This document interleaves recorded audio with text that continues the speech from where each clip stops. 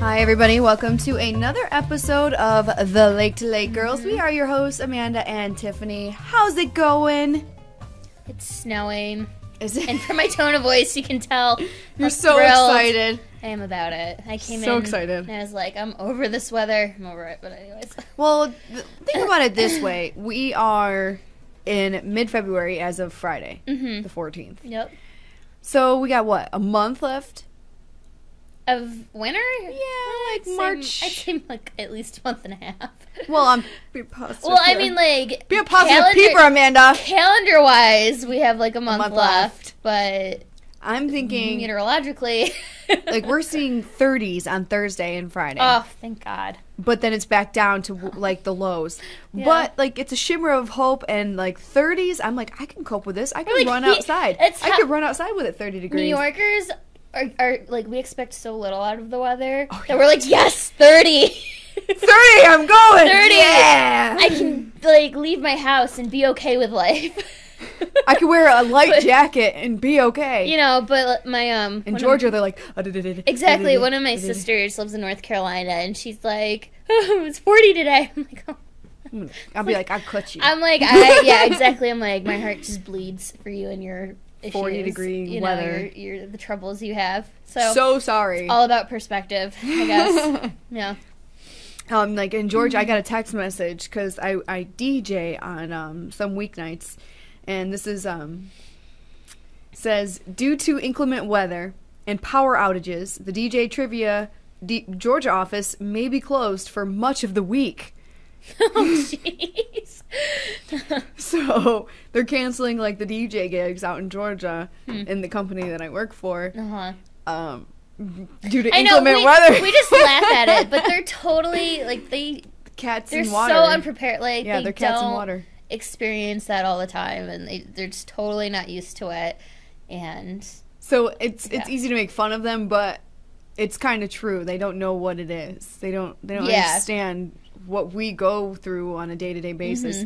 I mean, come wintertime, the first storm is when you like get your feet wet again, you remind yourself on how to drive in the winter, and then after that you're like, boom, done. It's blizzardy now. You're like, oh, I can make it to the store. It's fine.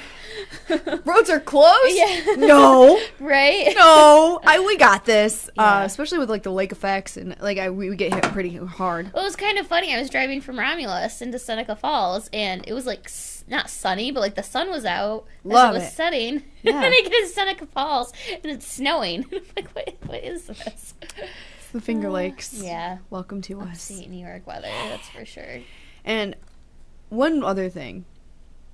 I saw this thing, and this is not to do with, this is just a completely random throw in that before we get into our topic for the day. It's I saw a police beat of someone getting arrested, and it was across one of the national news lines. It's like an upstate New York man arrested for such and such, so-and-so from Albany. Okay.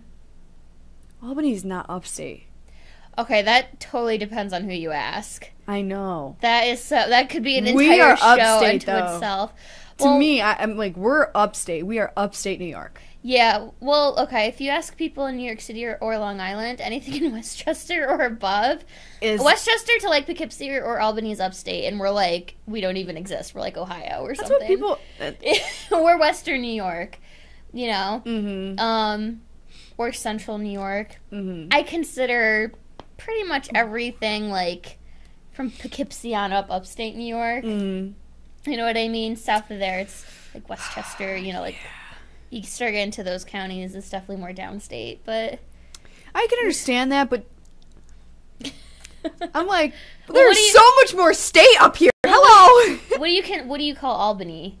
Like, what do you consider that to be? If not upstate?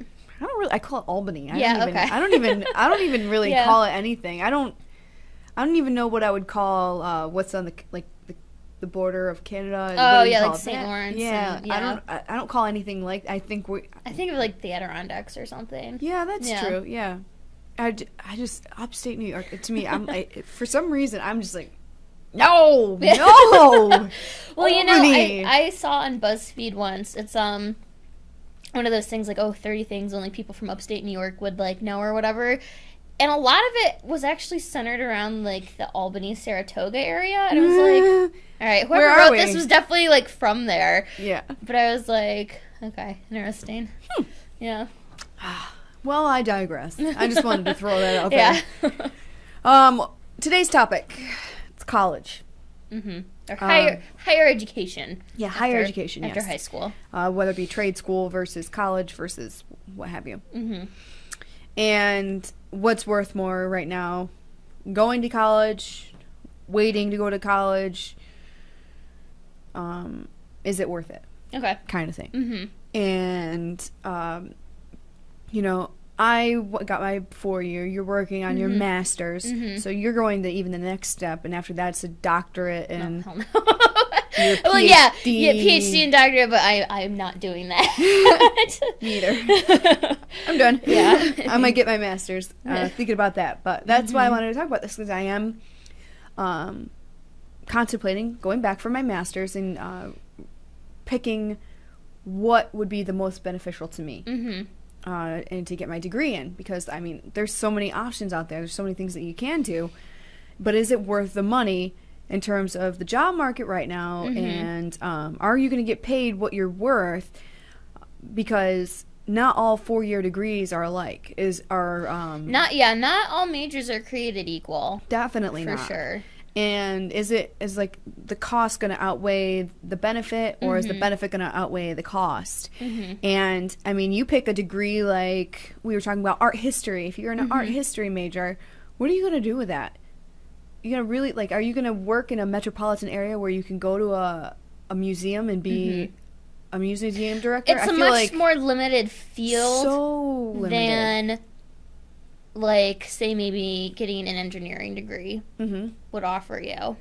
Yes. So how do you want to start? Well, I want to know what your opinion is right now, because you haven't had to start paying back your loans yet, right? Oh, yes, I have. Oh, okay. I didn't know if it still pushed it off with your master's. Well, it did when I was actively taking classes. It did defer my undergrad loans, but I've definitely... Okay. I wish I didn't have to pay them. But yeah, I'm definitely paying back student I don't know if loans. you're comfortable like letting it out what you owe, but I still owe... That's a lot. 4 years after graduation, $25,000. Oh, that's like... pennies compared That's like to what pennies some people wear. compared to what even I owe. Yeah. It's how about you like quadruple that? And that's what I owe. I left undergrad with, I want to say like $70,000 in debt, and then I decided to go to grad school. And the reason for me why I personally decided to go to graduate school was because I felt like what I studied in undergrad, it was international relations and political science. I really, like, all throughout school, I was like, oh, I want to work for the UN or blah, blah, blah. And I decided that's really not the route I want to go. So I decided to get my master's in communication and marketing to make myself a lot more well-rounded and more sellable. Appealing, to employers. That's why I personally went back. I think... And how many people run the risk of doing something like that? So many go to school for, international relations, having one idea, and then, I mean, or even like something like psychology. Yeah, you have to, in order to get a job in the psych field, you have to go on. You don't even have an option. Exactly. You have to get into grad school, and you have to get into, like, you have to get your PhD, you have to get your master's PhD in order to be... to work in that field, at least a master's to be like a school counselor or something. Exactly. Like that. Yeah. So, I think everyone should pursue some form of either vocational training or higher education after high school. I think the benefit, I'm going to be quite honest, having a high school degree is not going to get you that far. You know what I mean? A lot of people will be like, oh, but you don't have to go into debt and blah, blah, blah. But what we'll talk about, I think, a little bit later is how there's smart ways to get, a 2-year degree or a 4-year degree or even a master's or go to, a vocational school. Because, studies show it time after time, the difference over a lifetime of what a high school grad makes compared to someone with their 4-year degree is pretty significant. The answer is 75% more over a lifetime. Yeah. You make 75% more over a lifetime than a high school graduate. Investing in yourself like that is so important for your quality of life, and even the quality of life that you pass on to your kids.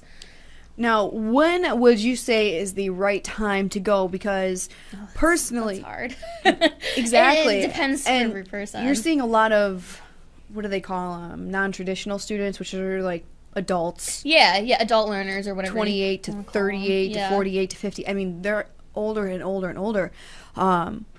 Would you say take a year or two off before you go to college? And if you don't, like, if you are like, I'm going to be the president of the United States, this is what I got to do to get there. Yeah. Okay. Yeah, I'd say go do what you got to do. Exactly. But if you're going to get your degree in liberal arts, what are you going to do with that? You're going to have to get your master's. And something more specific. So if you don't really want to go to the route of the master's, how do you say go to college right away? Not everyone is meant to go to... first of all, not everyone is meant for to college. Go... Yeah, get a traditional 4-year degree. And not everyone is meant to go right away. Mm-hmm. Actually, in the UK... they make you take a... It is extremely common for you to take what's called a gap year, where... And you're not just, like, hanging out. It's expected that you're going to go volunteer, you're going to travel, and that gives you the opportunity to see what you like. Yeah, see what you like, experience different cultures and different people, and really open yourself up to the world. Which I think is huge. I think that's something we should adapt in this area, like in the United States. However, do we have the means of which to do so? There's so many people who just, you can't afford something like that anymore. No, I don't know exactly. Well, the thing is, too, in the UK, education of going to college at like a public school, so to speak, like the SUNY system, is free. Yeah. You don't go into astronomical debt like you do here in the US. It's totally different over there. You're not stressing out about debt once you do go to school. Yeah. That's so, me. and I honestly feel like the student debt bubble is going to be the next housing market crash. It is. I agree with you wholeheartedly. Because the cost of educating yourself are so high in the U.S., and the jobs just aren't there like they used to be. A lot of people are underpaid. If they for a 4-year degree, and you're getting they don't have a job at all. $25,000. Yeah. And you have to you're supposed to live on that, not to mention pay off your student loans like 6 months out of school. Mm-hmm. So where is the benefit?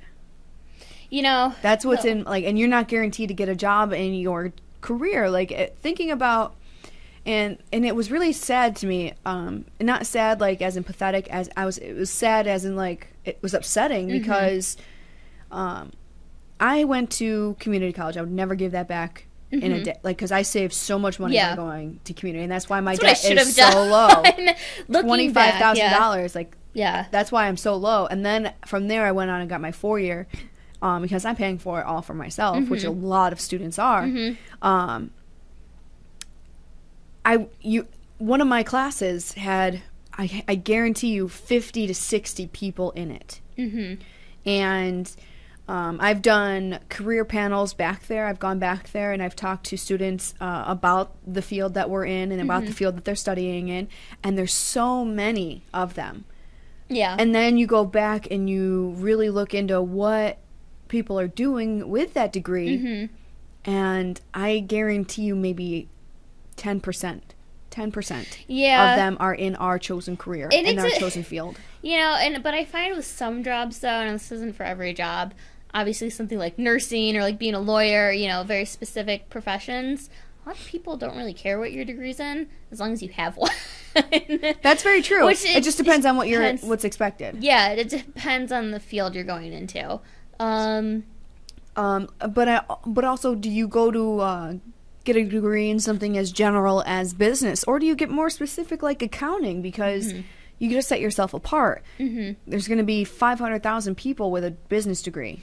Think about the teachers right now. There's so many people going to school to become a teacher. Yeah. How do you set yourself apart? It's hard to get a teaching job in New York State. Yes. One of my very close friends from college, it took her, and she's such a brilliant, like, teacher, too. Like, was like, made for it. It took her, like, a good 3 years before she got, like, a permanent, like, her own, like, tenure track teaching position. And in New York. And it gets frustrating because you're like, okay, do I give up on what I'm doing to pursue something else? Do I give up on my dream to do this because I'm not finding it, I'm not seeing it? Especially when you can't afford to not have a paycheck. Like, you're working a part-time, like, you're working, say, in retail to pay off to live and to pay off your student loans that start 6 months after you graduate, and you're still trying to find a job in your career.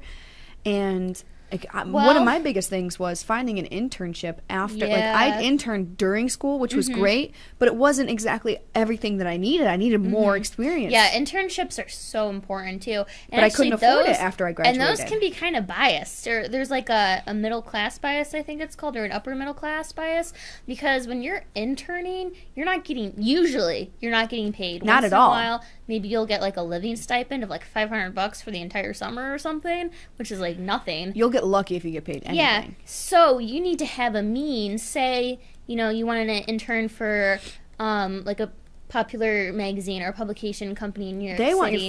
They want your full attention, too. Yeah, you need to be able to, A, find some place to live, B, feed yourself, and, be able pay to, your like, bills. Get around transportation and things. Who's going to pay for that? If you're spending all your time and energy working, giving someone free labor, who's going to pay for it? And if your parents don't have the means to do so... Your parents pay for it, or you have to take out student loans. Or you have to work another job or something. And run the risk of running yourself absolutely into the ground, which people do every day, and I commend them for it. But at one point, you got to be like, when am I supposed to live my life? When is this worth it? Yeah, exactly. So, to get back to what you were saying about, is it worth it to, like, take out all these student loans? Like, honestly, I think a big part of it, too, is kind of where you live. Yeah. Oh, yeah. Like, 100%. I'm going to be totally honest right now. Upstate New York is very economically depressed. Yes. We don't have a lot of jobs here. No. And that might piss some people off, but it's the God-honest truth. Yep. You know what I mean? And I hear a lot of talk about, like, brain drain, which is where we have, a lot of young people coming to our universities, and then they leave. They don't stay. They don't stay in the area because they know it's so economically They don't put down roots, and, so they're, that knowledge is leaving. They're gaining it here, and then they're leaving. And, I mean, Rochester was named, like, the 5th or 6th poorest country in the United States. I think that came out at the end of 2013. So I think what the point I'm getting at is, and I'm not encouraging people to, like, get up and move, but you have to be flexible. You really do. You have to be willing to, because before, a lot of people be, I don't want to, I don't want to leave, I want to be near my family, which is totally, or whatever. It's totally understandable. Yeah.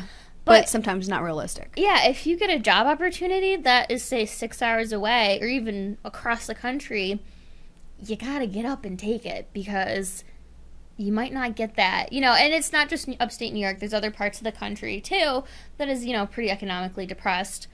But there are parts that are doing a lot better than here. Yes. Have way more job growth in here. Granted, there are motions and ideas being put underway to bring more jobs here, and not just like entry-level positions, but all the way up through, like, the casino that's planned. That's going to bring from, servers, kids in college or someone who can't find a job right now, that's your in, and then managers, CEOs and COOs. And it's what New York needs, whether it's a casino or just other, they need to create appealing jobs for people to actually want to stay. Because I'm thinking of my friends from high school, and I think of, like, 2 or 3 who are still, like, around. Around here? Yeah. And Tiffany's one of them. You know, all of them moved away. You want to stay here. I absolutely adore it here, but realistically, is it possible? Yeah. And I really have to sneeze. I have that awful feeling in my nose right here, and I'm keeping like, oh god. So, anyways, to look at a light, because that'll make you sneeze. If you look at, I don't know if that one's bright enough. It's not working. No, haven't you ever, like, sometimes when you look at the sun and it makes you sneeze? Oh no. It's an actual, I've never known that. It's some sort of, like, if it's happened, I didn't realize that's whatever. What it is. Yeah, that's what someone told me one time. They're like, oh, I'm like, oh, I have to sneeze, and they're like, look at a light or whatever, and it, like, triggered it. This is weird. I don't know why that I've happens. never heard that really? before. Yeah, but I've probably done it and not realized it. Anyways, yeah, sorry. This is that right here. It's awful. Yeah. But let's continue. And then you run the risk, like, and this is something that I've heard a lot. Mm-hmm. Do I continue in my career when there's a possibility that it might not work out? Mm-hmm. Like, there's so many possibilities. Mm-hmm. There's so many, like, pieces that they have to fit together at the right time in the right place for you to be able to be successful. Mm-hmm. Or do I take something that's not exactly what I was going for, but paycheck is better. Pays better. I mean, that is hard. Some people will tell you got to follow the money. Yeah. It's hard. I mean, it's probably one of the most difficult decisions you're going to make in your life. I'm about to say, and it's so personal too. Mm-hmm. If you want to, quote unquote, give up your dream, or your dream changes, that's got to be different. Yeah, too. and you know what the thing is too. I find some people, and I've even found this myself, where you're like, oh, I want to do this, and then you start doing it, and you're like, this isn't what I want to do. This isn't what I want to do, and you're like, crap, what do I do now? Oh, excuse me. Especially since I just spent 4 years in my yeah, and that I think I've talked about this before. I think I've told you this before. When I went to school, I was in my junior year, and in the spring of my junior year, they had a seminar, and they brought in, like, professionals from my career that were out working in my field, and the one guy says, you'll be lucky to get a job. This is my junior year, mind you. 3 years in. Yeah. 2, if you got a job, it's probably going to be part-time for a very long time, and you're going to be lucky to get paid, if anything, something to live on. You're not going to be able to live on it. You're going to have 2, 3 part-time jobs in order to sustain your living. I'm like, yeah. What the heck?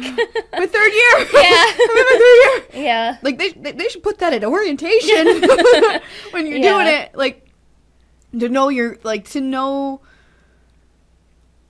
what the risk is and what you're getting yourself into, because, like, above anything and above and beyond anything, I want to be a reporter on television. That is my end-all be-all. I would love to be a reporter on television.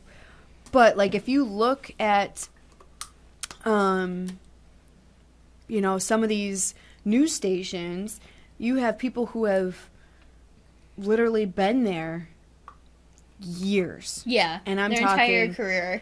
One of my mentors has been at his station for 40 years, and that doesn't leave a whole lot of job openings. I just say retire. You know what I mean? Retire, baby boomers.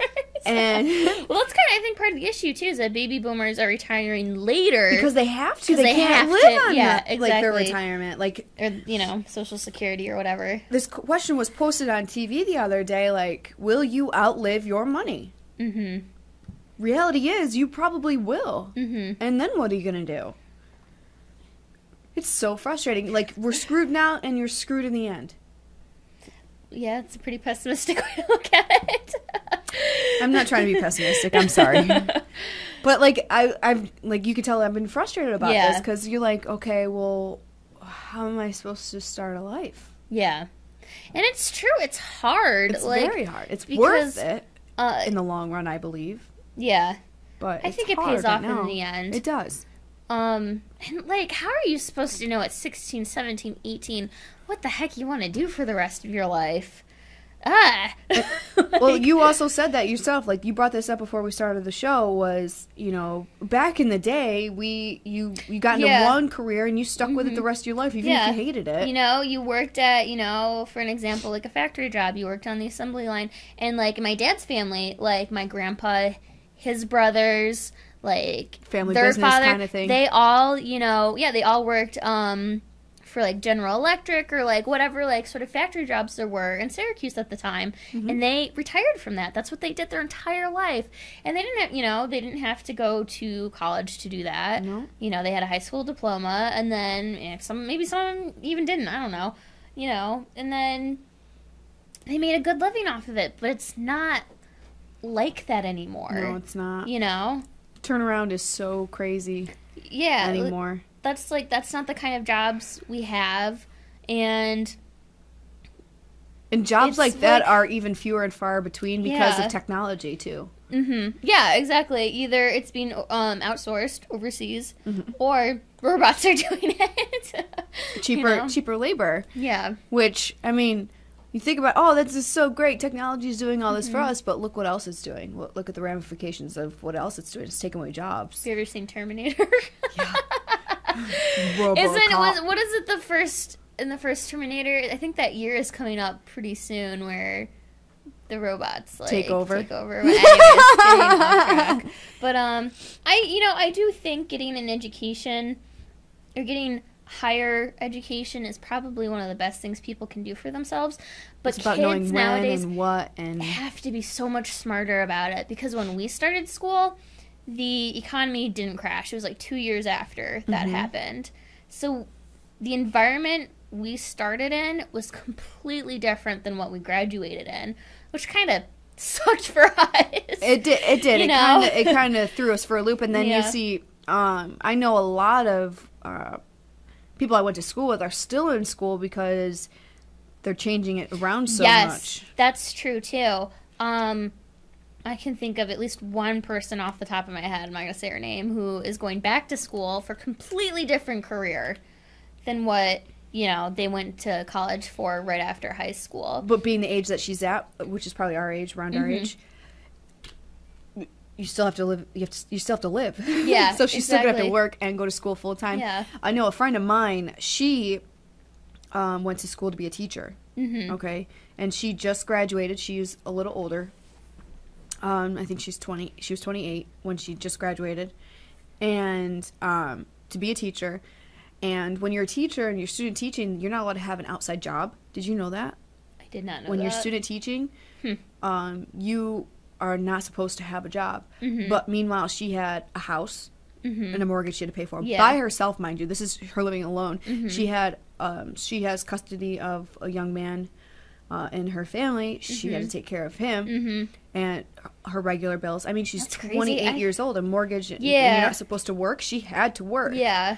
And, you know, they were trying to tell her that maybe this isn't the right career for you when she was that's terrible. Meanwhile, she's going to school full-time, taking care of a kid that's, you know, full-time job itself. Yeah. And working 40 to 50 hours a week. I mean, she's a superhero, I'm telling you right now. I mean, to be able to do something like that. That's actually pretty difficult. I mean, come on. I remember working full-time and having to go to grad school, and that was awful. Awful. It's not an easy thing to do. And then, like, you put all that effort into it, and now she's struggling to find anything. Yeah. Well, you know what? I saw a statistic, I think it was on the news or something within the past year, where actually 2-year degrees, the jobs for those are paying a lot more than like your traditional 4-year like liberal arts degree.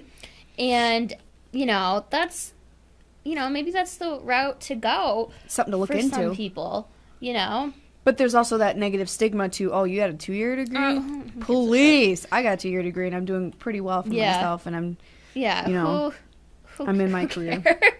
Yeah. Be like, well, you know what, I'm see you at the bank, honey, because I'll be laughing the whole way there. Let's talk in 4 years when you're done with school and see what we're paying back is different. You know, so you have to be smart about things. Like, I have nieces and nephews who are in college and coming up to college, and, you know, my sisters are sort of guiding them to be like, it's great to like have a dream, but you need to go to school for something you can make money at, you know?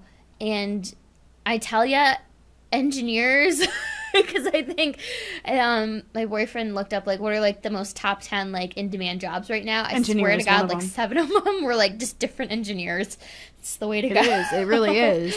You know, it's a lucrative market right now. Like you don't have engineers are few and far between depending on what you're getting yourself into. My niece is going to Syracuse and she's going to be an engineer. So I was like, oh, you're set. I know. Yeah, my nephew, my oldest nephew, he's at a community college right now, getting like a lot of his prereqs done because he wants to go to school for engineering. So I'm like if I could go back and do things differently, I totally would. But you know, I don't know if it is what it is. I don't know if I would because I am in love with what I do. I am very passionate about what I do. But I mean, you do have to look at it in a different perspective. Like what could be. Yeah, hindsight's always 20/20 too. It is. It really is. It really is. All right, so I have a few questions for you. Let's see how gauged we are. Okay. All right. How long does it take on average for a college graduate to get a job after they graduate? What would you say? Like a 4-year, like from a 4-year? Yes. Year? You think it's less than 3 months, over a year, 3 to 9 months? I'd say 3 to 9 months. Yeah, that's right. Okay. According to Money Magazine, generally it takes like 6 to 7 months is what they... And that's what it took me. It took me literally the June after because I graduated in December. I got my first job in June. Yeah, it actually took me, like 3 months.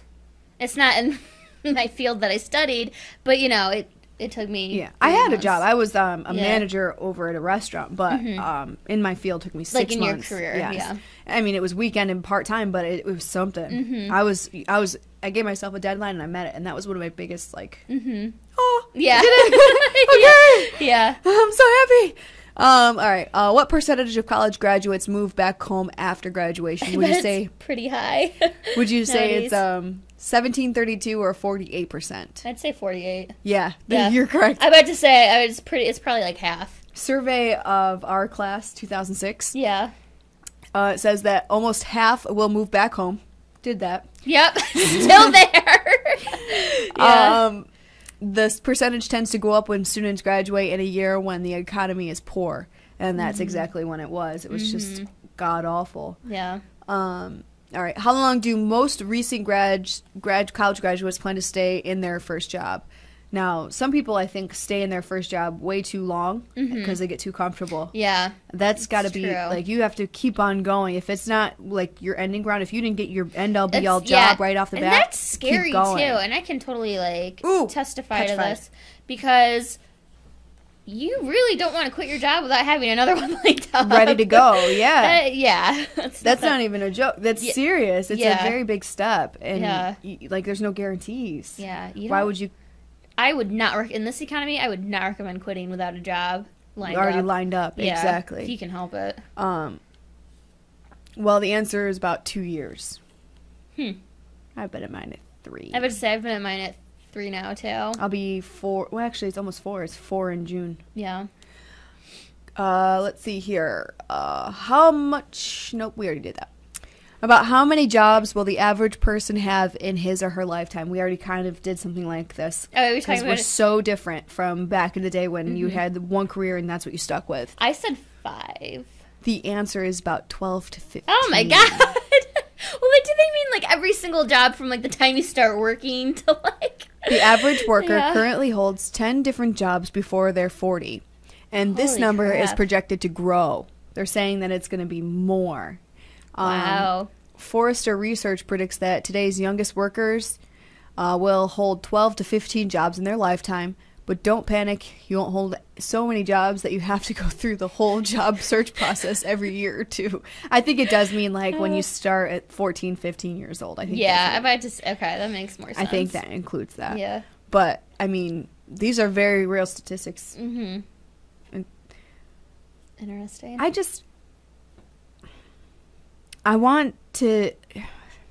I loved college. I wouldn't give college away for that. Mm-hmm. I loved every second of it. It's not just about the degree. It's about the social aspect. It's about the friends you make, friends like, you for a make. lifetime. Yeah. I mean, I made friends my freshman year that I am living with right now. I mean, we're how many years down the road from my freshman year? 8 years down the road from my freshman year, and I'm still, you know, close with them. The people that I made. The people that I met in college. Gosh, I can't talk today. I had a difficult time this morning too. But when is the right time to go? For some people, like honestly, I would take a chapter if you can from the UK. I would take a chapter. I totally would too. See what you like. Volunteer for like the AmeriCorps. And they even help Red pay off Cross. some loans too. AmeriCorps. Do they really? I didn't know that. Yeah, I think, I don't know if it's probably just federal loans. It's probably not like private loans. I could be wrong. They pay off like a certain percentage, or even sometimes all of it, depending on what you do and how long you commit. Oh wow. I looked into AmeriCorps actually a lot before. You got your job. Yeah. But It's not a bad idea. Like, and volunteer, get stuff done. But it also depends on if you can afford it. I know that when I graduated, I went right into working as a waitress and then became a manager because I couldn't afford not to have a job. Yeah, exactly. I had Same here. Bills to pay. I mean, you got your car, your cell phone, all that stuff. I mean, life comes at you really fast. Yeah, those first couple months or like year after graduation are rough. It is a slap to your ego, and reality just hits you in the face, and you're like, and it's something that nobody prepares you for. Yeah, like you're like, what do I do? Because and let me tell you, it's the hardest when you get told no after no after after no. Been there. You just get rejection after rejection, and you're like, but I'm a good worker. I can do it. Just give me a chance. You just want to shake them and be like, just give me the chance. Yeah. Give me the chance. I can prove it to you. Because for the most part, we're all very serious workers. We want to break into our field. We just need that chance. You need to give us that opportunity. But I mean, if you really think about it, there's how many out there that are like that. Yeah, there's a lot of competition, which is so where networking, much competition. Who you know and how you build like networks and relationships with people are so important. So important Sad for but getting true. a job. Sad but true. So, yeah, it's such a necessary skill to cultivate. This makes me want to go update my LinkedIn. Because I'm obsessive over LinkedIn. I honestly, like, I haven't updated it in, like, 3.5 years since, like, I graduated college. The picture that is my, like, profile picture is from, like, it was taken in college. So, LinkedIn. Yeah. I have it on my phone, and I update it as much as I possibly can I really to represent the amount of skills that I have. And I have, like, and, you know, I'm endorsed. I don't... Okay. Yeah, some random person endorsed me. I'm like, I don't even know you. Yeah, how do you endorse me if you don't know what my skills are? I'm pretty sure I've never met you in my life, but okay. Thanks. But, yeah, like... Yeah. LinkedIn is huge for me. And a lot of places do use LinkedIn, too. That's how I got the gig here. Yeah? Yeah. I was contacted via like LinkedIn and sent me a message like, hey, looking for this. Would like to bring you in for an interview. All right, bring it on. Yeah. Let's do it. Yeah, exactly. So, gosh, maybe I should. Part of my issue is I'm not looking for a job right now. Like, I have other things going on. Like, A, I have to finish my thesis, and B, I'm probably, who knows where I'm going to be this time next year. So, like, my priorities are a little indecisive. Different. Yes. Not indecisive, but I'm like, why would I want to look for a new job when I'm probably just going to move in 12 months? And I like where I work, you know. I love my coworkers, so, but so many factors go into it. Yeah, there's a lot of factors into it. But I think the biggest thing of what we learned, like right now, you have to plan. Plan. Like, really try to project and put into paper pros and cons of what you want to get into. Yeah. Is there something that you can get out of, like, say you want to deal with art. You want to go to school for art history. Okay, well, what are you really going to do with that? Why don't you go to school to be a teacher and then teach art? You're still involved in art. Like, you got to really plan things out and manage things, because realistically, financially speaking, it's tough. Yeah. And it depends on where you want to be, too. Oh, yeah. Like I said earlier, if you're flexible and you're like, I'm going to move anywhere where there's a job in this field, you're much more likely to get a job in that field. Exactly. But, if like, you have roots and if you're stuck, it's going to be a little bit more difficult, I think. You're going to be a lot more limited in your options, for sure. But, you know, it's funny you bring up the art history thing because I do know someone from high school who, she also studied business, too, the business side of it, and she works in New York City in one of their, like, top hospitals, and she buys art for the hospital. She, like... How does one get that gig? Acquires, you know... But she went to school for it. That's awesome. She knew this is what she loves to do, and that's what she wants to do, and she went after it. And she, you know, acquires art for a hospital, like, you know, like, actual, like, famous paintings for it. That's amazing. Yeah. That'd be so fun. Yeah. Wow. So. You know, that also brings to a good point. Be a double major. That's true. Yeah, minors or even double majors, like, they can really make, like, a well-rounded set you apart, too. Not everybody goes for a double major because they don't want to put the effort into it. Yeah. So if you say, hey, I have this degree, and hey, guess what my minor was? Yeah. You know, but that's what actually, the nice thing about what my career is, they, and I don't know if this is all around New York State, but in communications, when you're specific to communications, at Cayuga and at Fredonia, where I went both, they made you minor in something else. So that makes sense. Because then it gives you options. You're not pigeonholed into one thing. Yeah. And also, like, a good piece of advice I would give to people in school right now is don't be afraid to transfer if the school you're in doesn't have the opportunities you want, or it's not the best school for what you want to do, or B, don't be afraid to change your major. You know what I mean? There is such a thing as changing too much, so you have to, like, stay an extra year, but, like, don't be afraid to be like, because you're young, you don't know what you necessarily, you might think you want one thing. Don't be so in a rush. Yeah, like, it's okay to change your mind, you know, because how else are you going to know unless you do it? You know what I mean? That's very true. And a big thing I think is that's important is intern.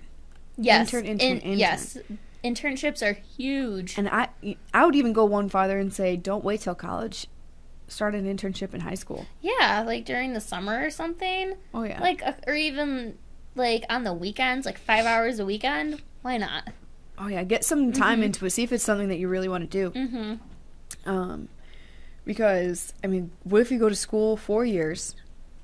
I know somebody who went to be a nurse. Graduated. Doesn't want to be a nurse anymore. Yeah. What? Yeah, exactly. What do you do that? Yeah. Like, and like you said, the person you know went, got a degree, and now is going back for another degree in a completely different field. Yeah. Yeah. Granted, sometimes, like, the first 2 years, like, if you really look at what classes you take in the first 2 years, yeah, you may take a few major specific classes. Yeah, but they're generally liberal art classes. Yeah, that you have it's to get like out the of the basics, you know, like go to community college. That's true too. Don't be afraid. I wish, like, if I could go back and do it over, I should have gone to a community college. But at the time, I didn't. The last place I wanted to be was home. You know what I mean? I had to get out, and like, well, when you're from a small town like ours, you're like, no, exactly, let me out. You know, and like, and when you're that young too, you're like, yeah, I'll take $10,000 in loans, whatever. That's like nothing. You don't realize the impact that it has. 4 years from now that I have to pay that. You don't realize it. How fast it goes. Yeah. And how fast it adds up. Because the crazy thing is, I actually had a really good scholarship to the school I went to. Did you really? For undergrad. Yeah, it was worth like $60,000.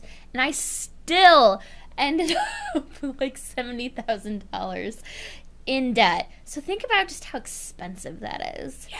Like, crazy. So anyways, but that's a good point. Like, dang. Yeah. You went to a private school, right? Yep. That's what I thought. Now, the way that it works is, I realized it both ways will help find ways to get you to go to school. Whether it be through scholarships at a private school, and then you also have SUNY schools who have like tuition assistance programs. Mm-hmm. They can't really do scholarships to SUNY schools. It doesn't work like that. They just do like tuition assistance, like depending on your income or your family's income, like financial and get you a aid. financial aid. Yeah. So one way or another, they're going to get you there, but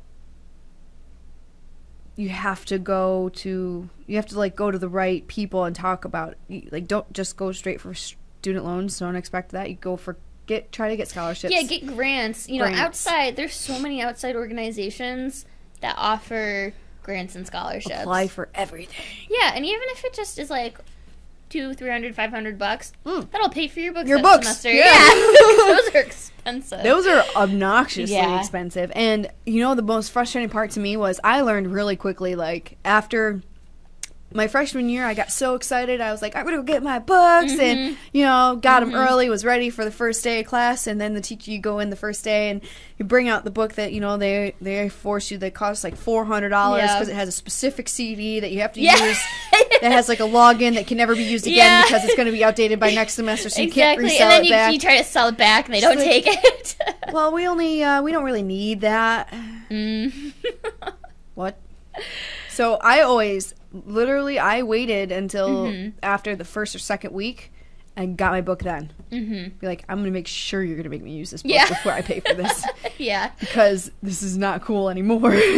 There's definitely cheaper ways to. Oh, there's a website. What the heck is it called? I know what you're talking about. I do. Where it compares, you put like the IBN number or whatever in. And then it tells you. Like, compares prices for that book on like every single site. Oh my god, I can't remember. I know what you're talking about. Fish sticks. Yeah.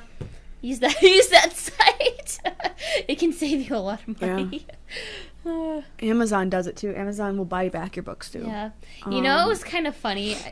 We keep talking about art history. I took an art history course in college, and actually it was like one of my favorite courses. I love art history. That's not what I studied. But anyways, the book was pretty expensive, and then I was looking on Amazon, and I found one for like $70, which was like half of what like the other what ones it cost were costing. you, right? I was like, score. I never knew such a thing existed. It was like a three-ring binder book. So it came, and it was literally like loose leaf, whatever. It was all like packaged up in cellophane, but you had to put in a 3-ring binder. And I was like, when I like got it, I was like, what is this? This is what I ordered. This is my ghetto book. So, but it worked, right? It was a lot cheaper. You couldn't sell it back really, but I was. Yeah, but if you really like think about it, you pay $130 for a book. You sell it back, they give you $15. Yeah, exactly. It's still it still saved robbery, you money. Yeah. Think about it. There's you could do that. I just thought that was funny. That's crazy. I didn't know you could buy textbooks like that until I accidentally bought one. I didn't know that until just now. Thank you. And now I'm informed, and it'll never come in handy for me. Right?